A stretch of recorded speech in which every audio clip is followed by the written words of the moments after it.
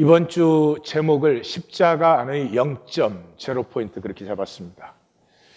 오늘 말씀 내용은 간단합니다. 중심의 진실이 열려야 된다. 중심의 진실이 열린 사람만 0점을 지나갈 수 있어요. 다 지나는 건 아니지만 지나갈 수 있어요. 0점을 지나야 본질계가 열립니다. 이 현상계에 대비해서 본질계라고 표현했는데 생명이 열려요. 이 세상에서는 생명을 살아보지 못해요. 생존을 다 살고 있죠. 생명은 아름답습니다. 어떤 생명이든지, 나무든지, 그것이 심지어 곤충이든지 생명은 신비하고 아름답습니다. 그래서 생명을 살면서부터 수치와 두려움이 사라지기 시작해요. 생명에는 수치가 없어요. 비로소 자신을 알고 만나고 살기 시작하는 것이죠. 충무공 이순신 장군은 우리가 한국인이라고 생각을 할 때 이 이순신 장군 때문에 한국인이란 참 아름답고 참 복되고 좋은 것이다. 이런 의식을 갖게 되죠. 또 부끄럽게 산 한국 사람들의 얘기를 들으면 내가 한국인인 게 부끄러워지겠죠. 그러니까 한국인의 이 창조적이고 긍정적인 자아상을 갖게 하는데 이순신 장군은 어마어마한 이 영향을 끼치신 분이에요. 지금도 부산과 거제도에 가면은 외성들, 일본 사람들이 쌓은 그 성들의 흔적이 많이 남아 있습니다. 그 이유는 토요토 히데요시가 해전 금지령을 내렸어요. 왜냐 그러면 육지에서는 파죽지세로 이기는데 바다에서는 이순신 장군에게 번번이 졌습니다. 그러다가 한산도에서 그 유명한 그 이순신 장군이 학의진이라는 걸 펼쳐가지고 완전히 일본 수군을 괴멸시킵니다. 그렇게 되니까 이 군대는 보급이 있어야 싸우거든요. 그러니까 바닷길로 원래 보급을 하려던 것인데 바닷길이 다 막혀버리니까 만약에 부산을 지키지 못하면 군대는 들어와 있는데 보급이 들어올 데가 없어지는 거죠. 그래서 바다에서 절대로 싸우지 말고 부산을 지켜라. 이것이 이제 토요토미 히데요시의 명령이었어요. 그래서 일본 전선 470척이 부산포에 들어있고 고니시 유키나가는 평양까지 그때 이미 진격해서 들어가 있었어요. 근데 이제 보급이 안 오니까 평양에 묶여 있었던 것이죠. 이때 이제 이순신 장군이 전선 74척, 협선은 어선 같은 이런 거요. 92척. 이게 이순신의 함대였어요. 그것을 끌고 여수를 떠나서 한 달 만에 부산에 도착해서 일본군 본진을 이제 공격하는 것이 그 유명한 부산포 공격인데 한번 보시겠습니다. 그리고 일본군은 대부분 육지에 상륙한 상태였다.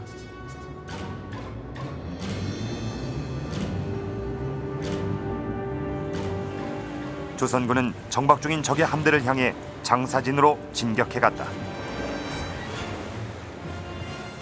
즉 모든 전선을 일렬로 정렬시켜 지나가면서 함포 사격을 한 것이다. 이 전투로 적선 150여 척을 격침시켰다. 부산해전은 적의 본거지를 직접 타격해 대승을 거둔 전투로 전략적으로 매우 큰 영향을 끼쳤다. 한산해전의 패배 이후 전력을 재정비하던 일본군에게 치명적인 타격을 가한 것이다. 이 승리 후에 이순신 장군은 이제 전라자수영을 여수에서 한산으로 옮기기를 원합니다. 그 난중일기에 보면은 여수에서 부산의 적을 막을 수는 없다. 적은 수로 많은 적을 막으려면 좁은 물길에서 싸워야 한다. 나는 견내량의 거센 물결을 선택했다. 견내량은 한산의 예배예요. 지금은 거제대교가 그 위로 이제 지나가고 있죠. 그래서 이 한산으로 옮긴 다음에 4년 반을 일본군과 대치합니다.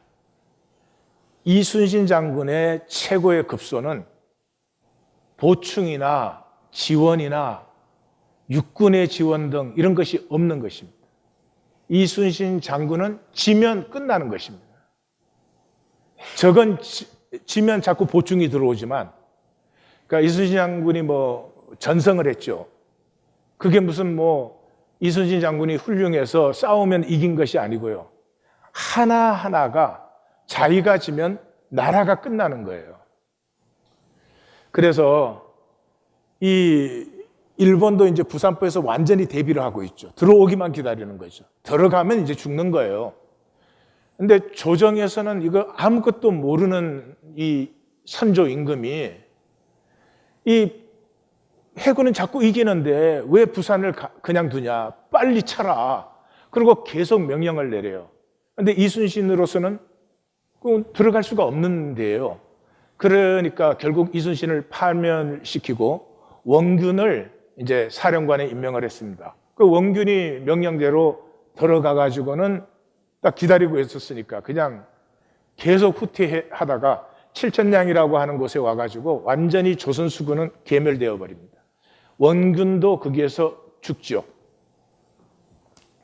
네, 이 한산도에서 그 대치하고 있는 동안에 그 난중 일기에는 아팠다, 고열, 신음 이런 얘기들이 굉장히 많이 나옵니다. 4년 반의 대치의 시간이 엄청난 그 고난의 시기였어요. 한산도 통제형 시기가. 그래서 뭐 우리가 잘 아는 한산선 밝은 달 아래 수루에 홀로 앉아 큰 칼 옆에 차고 깊은 시름에 잠겼을 때 어디선가 일성호가는 남의 애를 끝나니 이게 한산 통제형의 4년 반 대치 시간을 정말 잘 표현해 준 것이죠. 원균이 완전히 패하고 나서 왜군은 전라도 쪽으로는 그때까지 못 들어왔는데 이 하동, 남원, 진주 쪽으로 막 파죽지세로 이제 들어옵니다. 이순신 장군은 이 벼슬, 성진, 뭐 상급 이런 걸 원했던 적이 없는 분이에요. 적이 있으니까 자기는 군사로라도 이제는 싸워야 되는데 적의 동향을 알아야 되니까 파면당하고도 그 지역을 돌면서 적의 상황을 아주 상세하게 파악을 합니다. 근데 원균이 죽고 나니까 이제 다시 삼도 수군 통제사로 이순신을 조정에 임명했어요. 해군 사령관에 임명한 거예요. 배도 없고 군대도 없어. 혼자 사령관. 그래서 이 각지를 돌면서 순천에서 60명, 곡성에서 120명 이렇게 옛날 그 부하들을 끌어모읍니다. 이 회령포에 갔을 때 우수영 배설희화에 남아있는 배 12척을 거기서 찾아요. 나중에 이제 13척으로 싸우게 되는 것인데 이러니까 이제 조정이 가만 보니까 적군은 수만 명인데 여기 수군 뭐 겨우 백성까지 합해갖고 수천 명 이렇게 끌어모아 있으니까 수군을 버리고 권율희화에서 싸우라 또 육군대라는 거예요. 그럼 바다가 확 열려버리면 그대로 한강으로 해서 한양으로 보급이 들어가죠. 그 난중일기에 안 될 말이었다. 수군이 없어지면 전라도 해안과 서해는 외의 바다가 되고 한양으로 직접 들어가게 된다. 이렇게 해서 이 명령을 또 어기고 수군을 포기하지 않으므로 이제 일본 함대와 일전을 겨루게 됩니다. 13척을 가지고 370척과 싸우게 되는 것이죠. 그래서 이때는 그동안 이순신에게 패한 일본 장군들이 다 모였어요. 그러니까 이건 전쟁이기도 하지만 개인적인 보복의 성향을 많이 가지고 있죠. 이것을 대비하는 기간에 난중일기에는 광난, 인사불성, 의식불명, 식은땀 이런 것들이 굉장히 자주 나옵니다. 그러니까 그 나라의 위기를 몸 전체로 받은 사람이에요. 그래서 이제 울들목, 울들목이 다른 말로는 명량이에요. 이 다도해는 이쪽 섬에서 부르는 이름, 저쪽 섬에서 부르는 이름이 같은 지역이 달라요. 그래서 명량이 조류가 시속 11노트예요. 엄청나게 빠른 데입니다. 일본도 이걸 알죠. 그래서 일본은 자기네들 그 시속 10노트 되는 데가 제일 빠른 데인데 거기서 훈련을 하고 왔어요. 그리고 6시간마다 정반대로 물결의 흐름이 바뀝니다. 예, 이 명량 전투를 앞두고 이순신 장군의 말씀을 또 들어보십시다. 다시 급류 앞에 섰다. 더 이상 물러설 곳이 없다. 적은 우리의 10배가 넘는 전력. 적은 강하고 우리는 약하다. 한산도와는 다른 어려운 싸움이 될 것이다.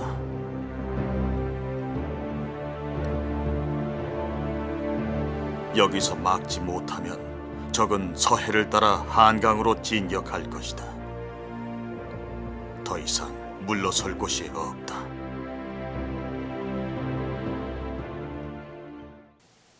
열세척으로 370척과 싸우는데 붙어서 싸워갖고는 되지가 않죠. 어떻게 명량에 이겼는가? 간단합니다. 이순신 장군과 이 장군을 따르는 그 병사들은 자신들을 죽음에 먼저 내어주었습니다. 이 명량은 이 물결이 빠를 뿐만 아니라 물속에 암초가 많아서 급한 소용돌이들이 많습니다. 배는 소용돌이에 걸리면 죽는 것입니다. 그래서 그 훈련 때 그 소용돌이 속에 들어가는 거예요. 훈련에서 죽을 수도 있어요. 그래도 그 훈련을 수십 번을 반복하는 것이에요. 소용돌이 속에 들어가면 배를 움직일 수 없어요. 그러니까 훈련이 뭐예요? 죽는 훈련을 하는 거예요. 그것을 견디고 나오고 견디고 나오고. 그래서 전투가 딱 벌어졌을 때 일본도 다 훈련을 했잖아요.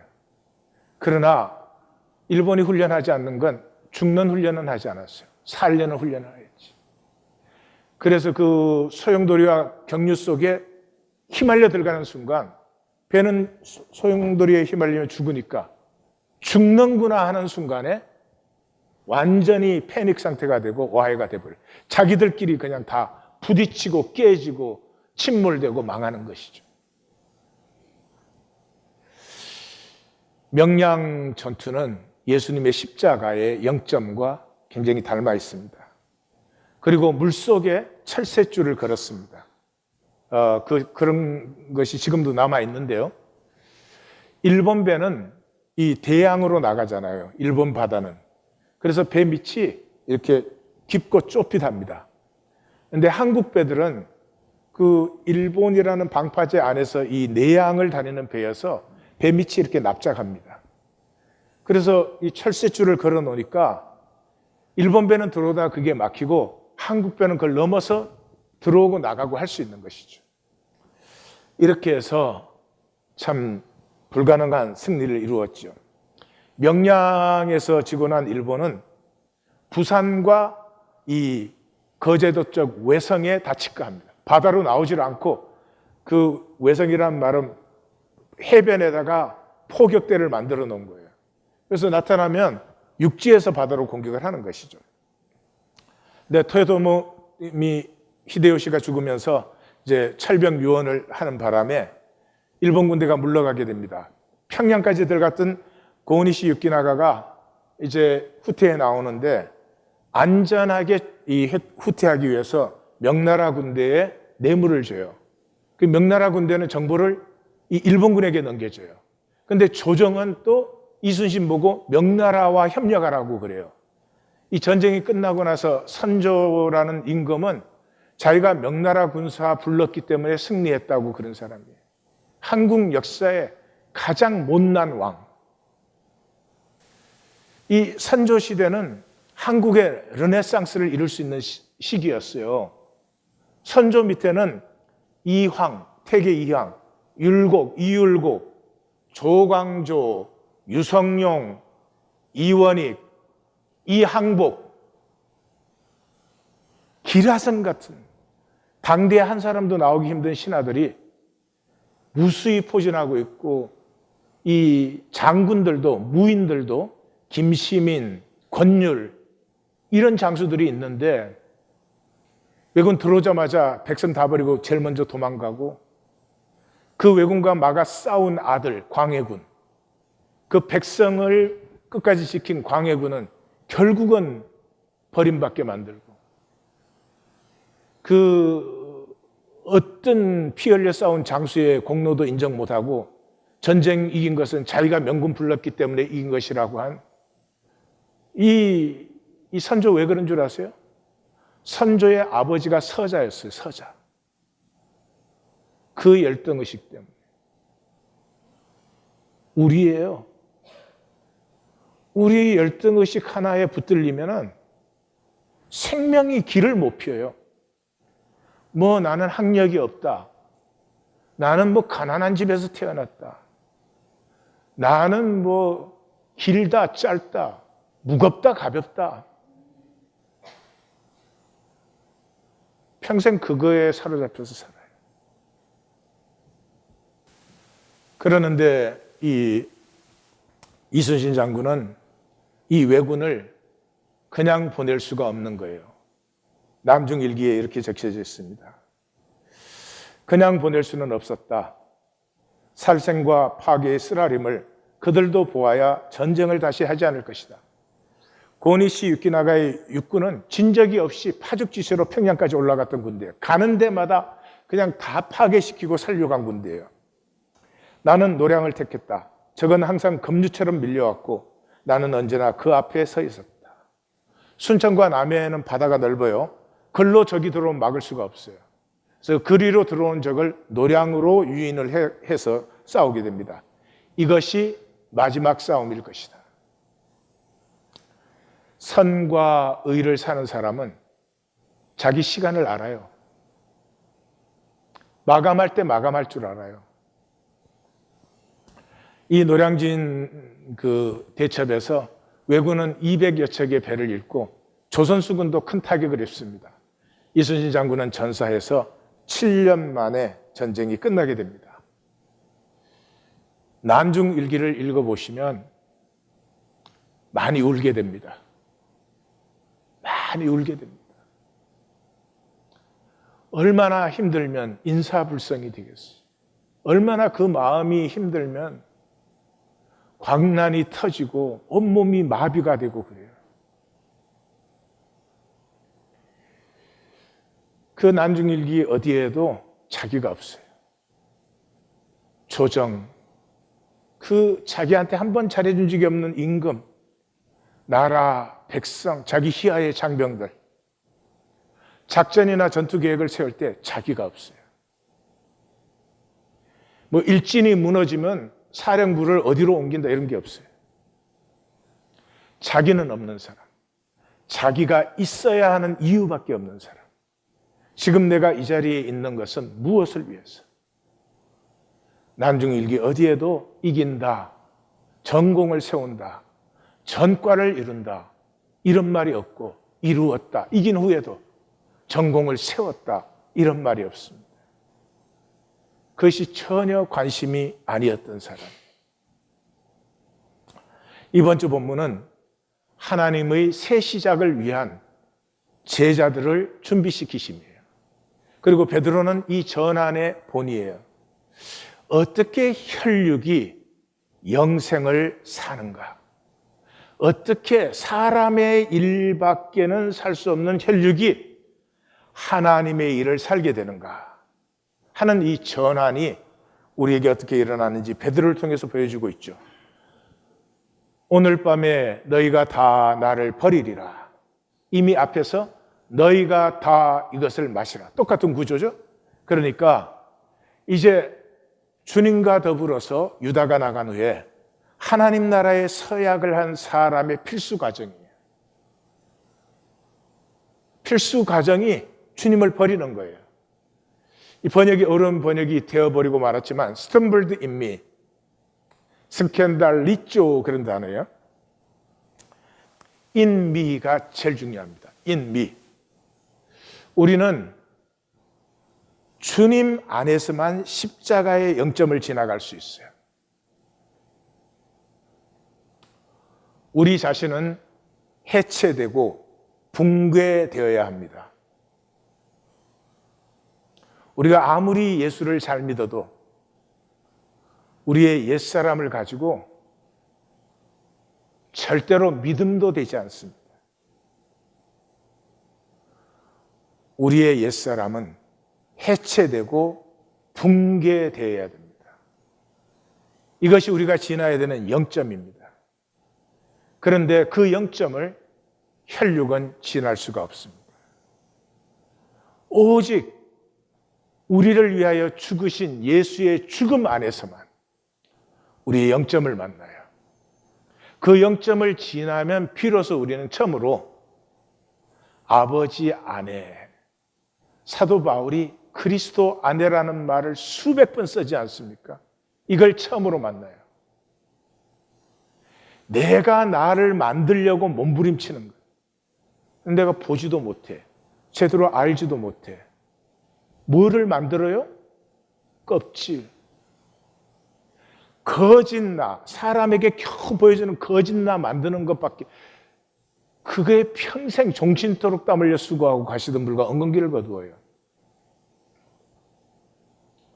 처음으로 내가 무엇을 하는 것이 아니라 아버지의 품에 여호와는 나의 목자시니 안식하면서 자연스럽게 피어나는 생명을 만나기 시작합니다. 이것을 위해서 우리는 영점을 지나야 돼요. 하나님은 그것을 어떻게 하시는가? 내가 목자를 치리니 양떼가 흩어지리라. 이 스가랴서죠. 카라 깨어 내 목자 내 짝을 치라. 스가랴서의 목자는 왕이에요. 왕은 메시아예요. 하나님이 자기 메시아를 치세요. 목자를 치면 양이 흩어져요. 흩어지는 것은 이 작은 자들 중에 작은 자들을 내 손을 들어서 치기 때문이에요. 하나님이 치세요. 그 하나님이 치신 그 연단 후에 은같이 연단되고 금같이 시험되어서 비로소 하나님은 내 백성, 이 남은 자들은 여호와 나의 하나님, 그렇게 하나로 만나게 돼요. 남은 자들이 지나는 영점이에요. 옛 세계가 소멸되어야 됩니다. 왜 종교 생활을 할까요? 능력도 없고 복도 되지 않는 종교 생활을 왜 계속할까요? 내 옛삶을 지키기 위해서. 이거 놓으면 다 없어지는 것 같으니까. 이거 놓으면 내가 죽는 것이니까. 영점을 만나야 되는데 예수님이 직접 그 영점을 만나시고 제자들을 품어 제자들이 그 영점을 지나서 새로워진 것을 우리는 다 보면서도 종교는 딱 한마디로 영점을 지나지 않기 위해서 우리가 만든 것이에요. 영점과 거리를 두고 내가 알아서 하나님도 뭐 하는지 모르겠어요. 노표도 드리고 뭐 예배도 해드리고 엄밀한 의미에서는 하나님을 모욕하는 것이죠. 하나님의 주권이 인정되지 않은 예배와 섬김과 연보와 굉장히 모욕하는 것이죠. 하나님의 인격을 모르기 때문에, 영점을 지나지 않았기 때문에 하나님과 관계가 인격적 관계가 아니고 내 혈육의 관계니까. 내가 살아난 후에는 먼저 갈릴리로 가리라. 살아난 후에는 이 부활의 연계를 얘기하는 것이죠. 본질계 뭐 이렇게 표현합니다만은 이 전혀 새로운 차원이에요. 전혀 새로운 차원이에요. 이사야 35장의 비전, 마태복음은 세례요한과 그 공동체와 예수님과 제자들이 이사야 35장의 비전의 사람들이었다 하는 걸 우리에게 보여주고 있죠. 이사야 35장이 뭐예요? 광야와 메마른 땅이 기뻐하며 사막이 백합화 같이 피어 즐거워하며 여호와의 영광 곧 하나님의 아름다움을 보리로다. 그 하나님의 아름다움이 뭐예요? 맹인이 눈이 밝고 못 듣는 자는 귀가 열리고 저는 자는 사슴같이 뛸 것이며 말 못하는 자의 혀가 노래할 것이며 광야의 길과 사막의 강이 흐르게 되리라. 페어리테일 아닙니다. 상황과 조건이 좋아진다 그런 뜻이 아닙니다.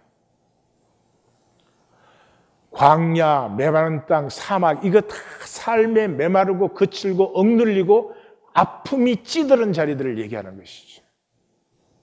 이 현상계에 혈육으로 사는 아픔, 그 아픔 속에서 어떻게 하면 편안하게 사나? 어떻게 하면 내 거 잘 지켜서 죽을 때까지 걱정 없이 사나? 그런 것이 아니고요. 생명이 이렇게 살아서는 안 되지. 이 땅의 생명들이 이런 세계 속에서 사는 것은 아니지. 그 생명의 아픔 때문에 하나님의 개입을 기다리는 자들, 하나님의 새로운 차원의 전환을 기다리는 자들, 바로 이 사람들이 그 하나님의 새 세계를 향해서 이 땅의 삶이 해체되고 붕괴되는 영점을 지나가는 것이죠. 인간이 버린 자리에서 열리는 하나님의 새 창조의 역사. 그래서 마태복음은 이미 건축자들의 버린 돌이 모퉁이의 머릿돌이 되었나니 이것은 주로 말미암아 된 것이요 우리 눈에 기이하도다. 현상에 우리로서 이해하고 용납되고 그런 것이 아닙니다.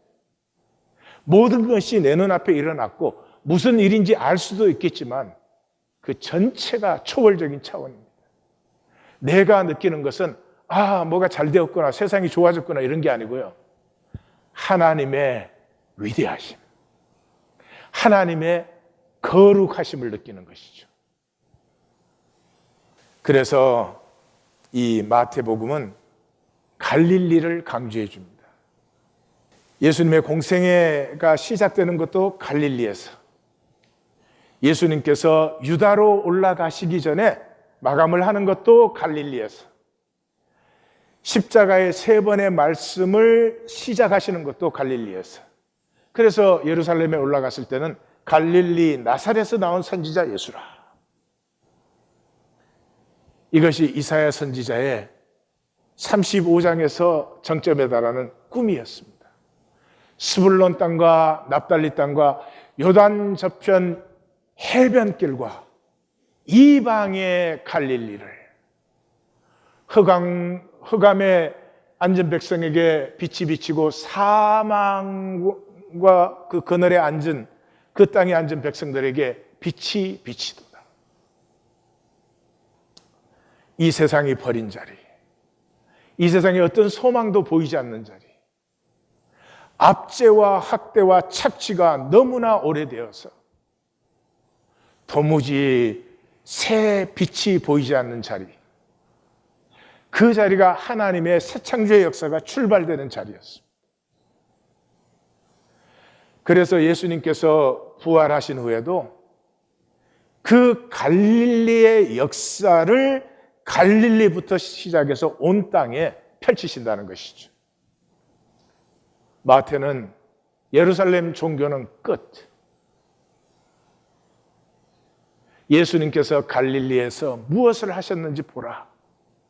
가르치시고 치유하시고 귀신을 쫓아내시고 하나님 나라를 선포하신, 이제 이것이 온 세상에 번지게 된다. 베드로 미워할 수 없는 사람이에요. 모두 주를 버릴지라도 나는 결코 버리지 않겠나이다. 이것이 베드로를 베드로로 되게 하는 것이죠. 거짓의 진실, 이건 결코 베드로가 살 수 있는 것이 아닙니다. 그럼에도 불구하고 베드로의 중심의 진실이에요. 마치 5살짜리가 엄마, 내가 온 세계를 엄마한테 갖다 줄게, 뭐 그런 거죠. 5살짜리가 엄마 주제에 뭘 더 원해? 이러면 그건 진실이지만 굉장히 곤란한 거죠. 그죠? 이 말은 무슨 말이에요? 인간의 모든 가치는 내가 어떻게 생겼냐? 얼마나 잘났냐? 이 세상에서 내가 어떤 대접받는 자리에 있느냐? 그것은 인간 가치의 0.001%예요. 인간 가치의 99.99%는 중심의 진실에 있어요. 이것이 피어나면 하나님의 영광을 나타내기 때문에, 이것이 피어나면 자기도 아름다워지지만 모든 사람을 아름답게 해주기 때문에,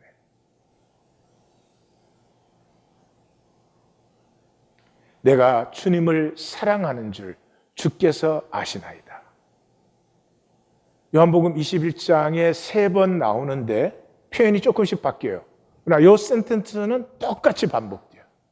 내가 주님을 사랑하는 줄 주께서 아시나이다. 이 중심의 진실에 하나님은 인간 역사를 거셨어요. 오늘 밤 닭 울기 전에 내가 3번 나를 부인하리라. 굉장히 성경적인 표현입니다. 닭이 울기 전이면 아직 밤이죠. 성경에서 밤의 시간이라는 것은 창세기 1장에 저녁이 되고 아침이 되니 그러잖아요. 이 저녁 시간에는 뭐가 있죠? 혼돈과 공허와 흑암이 가득해요. 그런데 아침의 시간이 열리면서 좋았더라, 좋았더라, 심히 좋았더라가 열리는 것이죠. 이 좋았더라는 전혀 새로운 차원이 열립니다. 혼돈과 공허와 흑암이 합력하여 선을 이루므로 전혀 질적으로 다른 차원이 나타나는 것이죠. 그래서 내가 나를 3번 부인한다는 것은 너의 세계는 지금 나의 세계를 알 수 없어. 네가 잘하고 못하고가 아니라 너는 나의 세계를 인정하거나 알거나 받을 수가 지금은 없어. 그런 것이죠. 요한복음은 공관복음서에서 사람들이 이걸 잘 못 알아듣는가 봐요. 그래서 요한복음은 이걸 친절하게 말해주고 있어요. 주여 어디로 가시나이까? 이 말이 뭐예요? 주님은 어떤 세계로 가십니까? 내가 가는 곳에 내가 지금은 따라올 수 없으나 후에는 따라오리라. 너의 세계와 내가 가는 세계는 질적으로 다른 차원이야.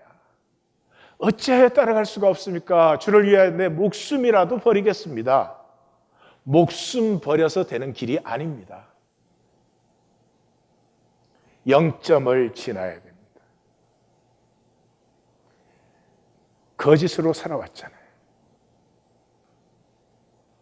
우리 진실로 사셨습니까?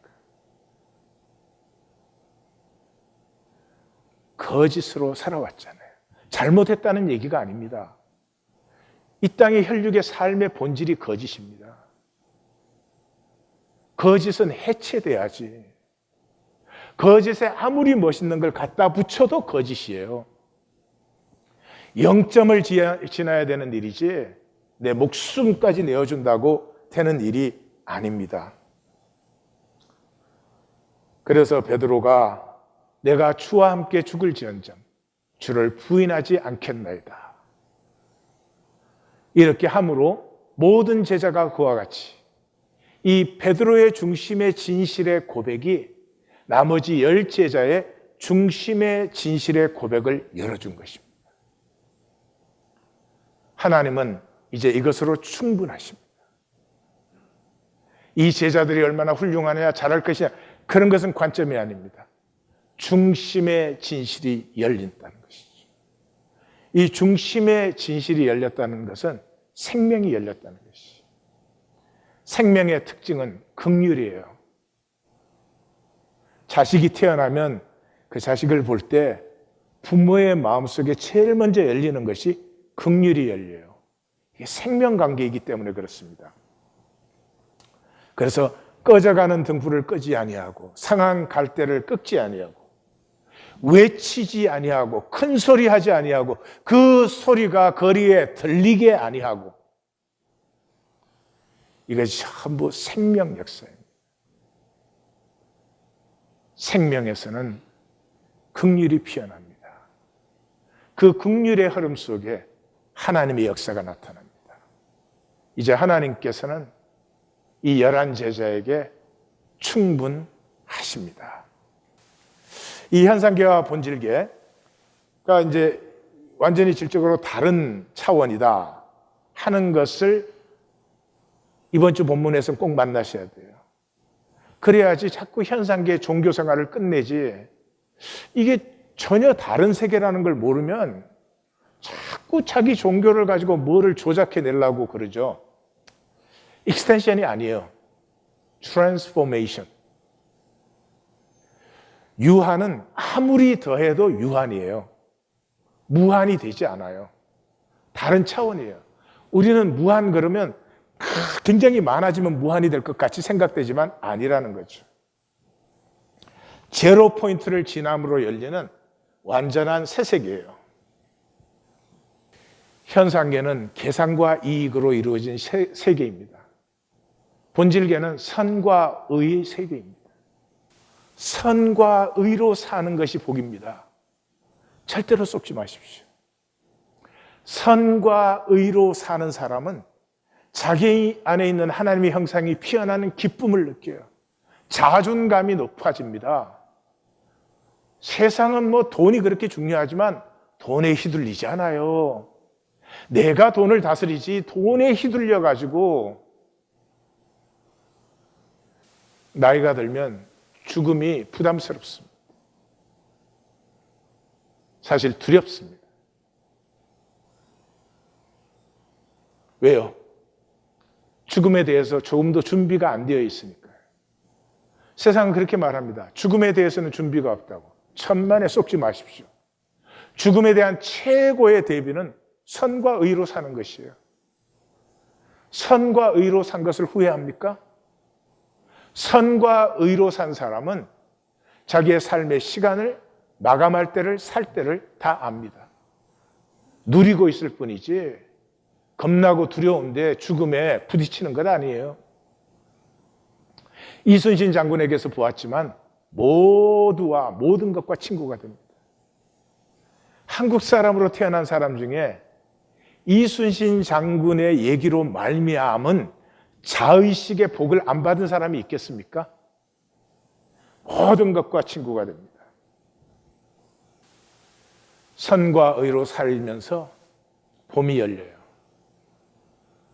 나도 제대로 못 보던 삶이 보이고 역사가 보이고 세계가 보여요. 그리고 선과 의로 살면서요, 아픔이 보이기 시작해요. 모두가 너무나 아파하고 있어요.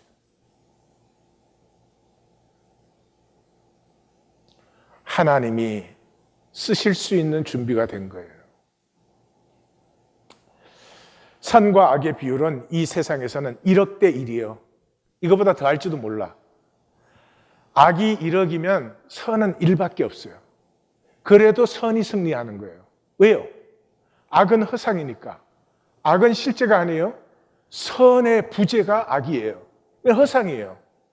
그래서 정신토록 땀 흘려 수고하고도 결국 가시던 불과 엉겅퀴를 거두어요. 선은 실제예요. 겨자씨보다 작아도 실제예요. 그래서 냉수 한 그릇도 그 상을 잃지 않는 거예요. 충무공 이순신을 보세요. 그 당시 충무공 시대에는 정말 기라성 같은 사람들이 이황, 이율곡, 유성룡, 조광조, 이항복, 이원익, 어떻게 그렇게 인재가 많을 수 있을까 싶어요. 그런데 이순신 장군은 32살에 무과에 급제했어요. 지금으로 말하면 40대 후반에 직장을 잡은 거예요. 결혼해서 11년 동안 백수. 11년을 백수로 보냈어요. 그리고 그 무과에 급제해가지고 첫 보직이 훈련원 봉사였어요. 훈련원 봉사가 뭔지를 아세요? 요즘 말로 하면 인턴이야. 정규직도 못 받았어요. 이 이순신 장군의 기억이 한국 사람들에게 한번 물어보세요. 이황, 이율곡, 유성룡 다 다 참 위대하시지만 뭐를 기억하는지 한번 물어보세요. 없을 거예요. 그러나 이순신 장군 그래봐요. 기억이 뭐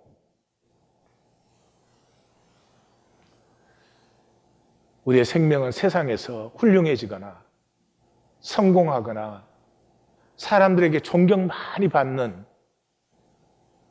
그런 정도의 평가가 아니에요. 선과 의를 산 사람은 그 삶이 다른 사람에게 기억이 되기 시작해요. 아니, 뭐 의식적인 기억이 아니에요. 그 사람 때문에 내 의식이 이상하게 새로워져요. 좀 이따 보실 거예요. 이 현상계에서 선과 의는 참 숭고합니다. 왜냐 그러면 현상계에는 선과 의가 없으니까요. 그래서 내 안에 선과 의가 없다는 걸 만나는 순간부터요, 처절해져요. 주님을 살고 싶습니다. 주님이 내 생명이십니다. 주님이 내 진실이십니다. 주님이 내 길입니다. 나는 주님을 살고 싶습니다. 내가 살 수 없는 그것을 얼마나 간절히 원하는 줄 몰라요. 이것이 어린아이 같이 되는 것이에요. 내가 아무것도 할 수 없어서 아버지를 의뢰할 수밖에 없는 다윗이 이 마음을 가졌던 사람이죠. 하나님께서 구하시는 제사는 상한 심령이라. 하나님이여 상하고 통회하는 마음을 주께서 멸시하지 아니하시리이다. 내게 있는 것이 상하고 통회하는 심령밖에 없어요. 무엇을 할 수 있고 무엇을 살 수 있다가 아니기 때문에. 한국 단편 중에 그립다 말을 할까 하는 단편이 있습니다. 주인공이 이 여사입니다. 가난한 집에 5째 딸로 태어났습니다. 그래서 태어나자마자 죽든지 말든지 미뤄뒀는데 안 죽어서 그냥 살아남아서 7살 되었을 때 애 보기로 친척집에 보냈습니다. 그 애를 기르고 나니까 다른 친척집에 식모로 보냈습니다. 그래서 이 친척들 집에 전주, 담양, 성남으로 전전하며 살았습니다. 학교도 못 다녀봤고 남 놓고 기억자도 모르고 그저 부엌에서 요리하는 데는 남에게 빠지지 않습니다. 이제 나이가 들어서 경로당에 나갑니다. 경로당에 나가서도 점심 봉사를 합니다. 한 달에 200만 원? 아니지. 200만 원? 20만 원? 기억이 정확하지 않습니다. 하여튼 뭐 월급이라고 할 수는 없고 봉사료를 받고 그 점심을 합니다. 그러면서 그 총무가 지금 부회장이 돼 있는데 총무와 회장과 서희 짝짝꿍 해가지고 그 텃세를 부리면서 이 경로당에서는 뭐 저희가 뭐가 텃세를 부리면서 또 반찬거리 산 거 이렇게 삥땅 치면서 그러고 너무 신나게 살았습니다. 그랬는데 새 총무가 왔어요. 이 사람들이 너무 텃세를 부리니까 회원들이 너무 힘들어하니까 그 최 이사라고 하는 사람이 새로운 총무를 데리고 왔습니다. 그래서 이제 이 여사, 부회장, 회장 세 사람이 이 여사를 들들들 볶아서 이제 스스로 나가게 만들어요. 근데 그래도 안 나가고 섬기니까 결국은 회계장부를 감사를 합니다. 모욕을 준 거죠. 그러니까 그때는 이 총무가 사임하고 나갑니다. 이제 그 사람을 생각하는 것입니다. 보고 싶다. 보고 싶다. 보고 싶다. 피부치도 아니고 생판남인 아릿한 첫사랑도 아닌 그 여자가 자꾸 생각나는 건 무슨 조화 속인지 모르겠다. 이 여자는 한가하게 누구를 그리워할 만큼 몸도 마음도 여유가 없이 살아왔다. 한시도 쉴 틈 없이 스스로 닭달질하며 달려온 세월이 언 80년이다. 경로당에서 밥을 짓다가도 문득, 청소를 하다가도 문득 그 여자는 이 여사의 마음속으로 슬그머니 들어온다. 에이, 잡스러운 것. 도리머리를 해보지만 설거지를 하는 중에도 언뜻 옆에 선 듯 그 여자의 향취가 느껴져 이 여사는 저절로 한숨을 내뱉곤 한다. 그 여자가 불쑥 경로당에 나타난 것은 순전히 최 이사의 농간 때문이었다.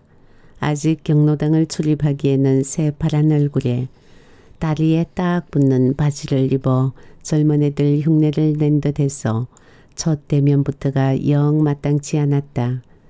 경로당에 입회를 했으면 적어도 지하철을 공짜로 탈 나이겠는데 얼핏 보아서는 환갑도 안 넘겨 보이는 게 더 못마땅했다. 나이를 먹었으면 나이 먹은 티가 나야지 언제까지 청춘인 척 저러고 다니나.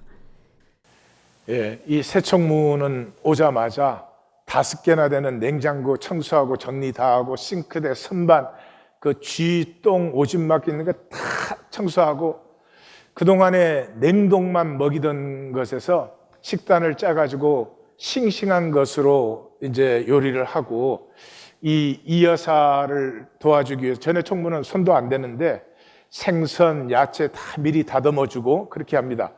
그리고 이제 팔순되는 분이 3분이 계셔서 10만 원씩 내니까 30만 원을 가지고 잔치를 벌였는데 정말 신나게 놀고 노래 부르고 춤추고 그런 잔치를 만들어줘요. 자식들이라고 생일이라고 찾아오면은 이 끌고 가가지고 손자 손녀 보느라고 골병이 들고 음식이라고는 뭐 스파게티인지 머파게티인지 그런 걸 먹여가지고 먹지도 못하고 오로지 쫄쫄 굶다가 집에 돌아와가지고 라면 끓여 먹고 이러는데 근데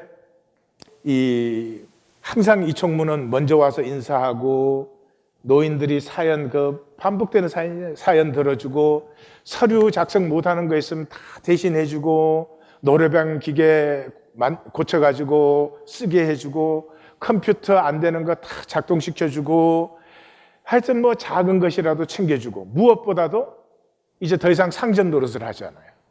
그러니까 이 회원들이 이 경로당을 나오면 너무 기쁜 거예요. 즐겁게 그냥 놀고 시간 보내다 가면 되는 거예요. 그러는데 이제 그 회계감사를 해가지고 쫓아내 버렸죠. 그런데 그렇게 이 쫓아낸 이 여사의 가슴에 변화가 생겨요. 해토머리에 새 총무가 경로당을 그만뒀는데 벌써 실록이 아파트 새끼를 덮었다. 오랫동안 바라보아도 실증나지 않는 연초록 새끼는 총무가 즐겨 입던 카디건 색깔이다. 벚꽃이 만발했을 때도 벚꽃잎이 하르러질 때도 산책길에 연산홍이 띠를 이루었을 때도 이 여사는 그 여자를 떠올렸다. 어디가 아픈가? 어디 여행을 갔을까? 한 동네 살면서 어떻게 한 번을 마주치지 않나? 한평생 살며 누구에게 이렇게 마음이 간 기억이 없다. 이 여사의 사람 관계는 언제나 계산이 앞섰다. 계산이 맞지 않으면 칼같이 돌아서는 게 이 여사의 셈법이었다. 안 하던 짓을 하면 죽는다던데 죽으려고 일어나 이 여사는 다시 담배 한 가치를 꺼내 문다. 그동안은 총무가 인사해도 받아주지도 않고 말 걸어도 다 씹어버리고 옆에 와서 도와줘도 그냥 불평만 하고 그랬었는데 사임을 하고 나서 보이지 않으니까 자꾸 마음이 그립습니다. 처음이에요. 자기 평생에. 그리고 계산뿐이던 자기 마음이 흔들리기 시작해요. 사람이 변하면 죽는다는데 내가 죽을래나. 여러분 저를 변하기를 바라지 마세요. 드디어 이 여사는 생애 처음으로 설레는 마음이 설레임을 체험하기 시작합니다. 총무는 어디 갔나 통 눈에 안 띄네. 별일일세. 그렇게 못 잡아먹어서 안달이더니 총무 안부를 다 묻고 내가 언제 못 잡아먹어 안달을 했다고 그랴? 아이고 이런 오리발을 보았나. 그새 다 잊어먹어 번진 거요. 일본 갔다가 엊그제 왔답디다. 그렇잖아도 미안해서 밥이라도 같이 먹으려고 몇 번이나 전화를 했는데 영 통화가 안 되더니 엊그제 전화를 했습디다. 머리도 식힐 겸 딸내서 2달 있다 왔다 돼요. 생각보다 여린 사람인지 충격이 컸었나 보아요. 아직 경로당 출입하고 싶지 않다는 사람을 경로당에 일할 사람이 없으니 봉사하는 셈 치고 와달라고 내가 사정사정해서 데려다 앉혀놓은 걸 그렇게 망신을 줘서 내보냈으니 내가 얼마나 미안했겠어요. 내보내긴 누가 내보냈다고 그랴 지발로 나간 거지. 이번 삐뚤어졌어도 말은 바로 하랬다고 형님도 양심이 있으면 그러면 안 돼요.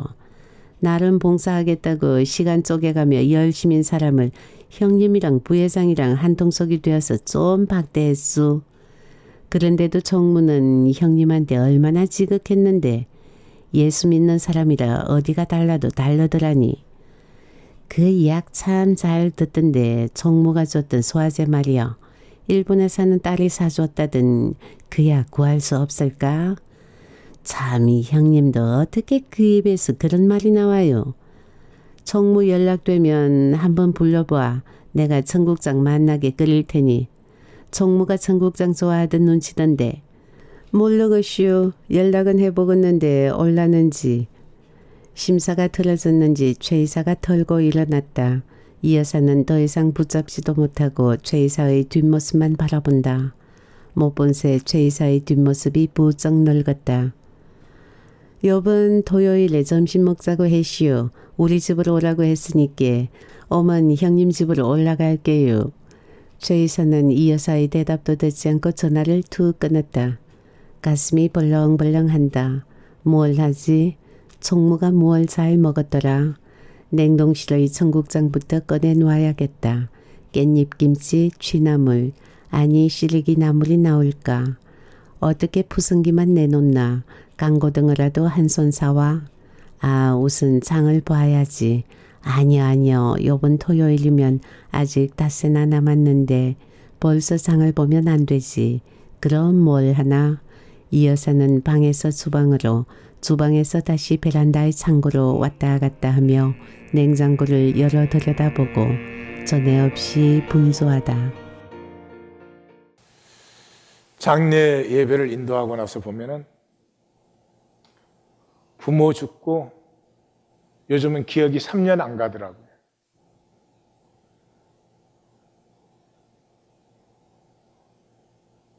왜요? 이제는 부모가 자식을 기르는 것도 전부 계산이에요. 자식하고 관계를 계산하는 게 아니라 이 땅에서 살아남게 해야 됩니다. 선한 삶은 기억이 됩니다. 의식적인 기억이 아니에요. 참 처참하게 살아온 이 여사의 80평생의 삶에 처음으로 설레임이 생겨요. 받는 것 없어도 무언가 좋은 것으로 주고 싶어요. 처음으로 사람임을 느끼는 것이죠. 선과 의로 사십시다. 세상이 돈으로 사는 것이라고 아무리 속여도 선과 의로 사십시다. 예수 이름의 자존심을 가지고 선과 의로 사십시다. 기도하십시다.